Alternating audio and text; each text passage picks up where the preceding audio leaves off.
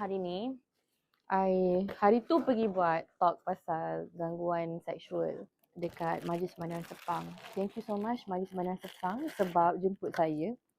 So, diorang ada bagi piala appreciation, best compliments. Kenapa tak ada nama saya? Tak apalah, jadilah.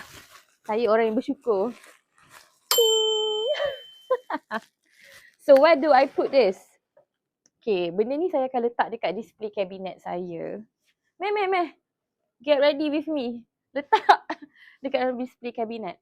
Okay, macam hari tu ada orang bagi award World's Best Boss. Tak tahu dia masih rasa saya best boss ke tak. InsyaAllah ya. Lepas tu, yang tu Chalice King Midas. Where everything you touch turns to gold. Lepas tu kat bawah tu, I punya PI bagi kat I.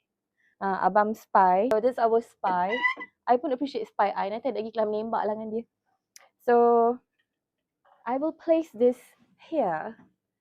Sebab saya sangat suka dan appreciate. Dan saya harap saya kumpul lagi banyak piala. Piala penghargaan. Yay! Bye-bye.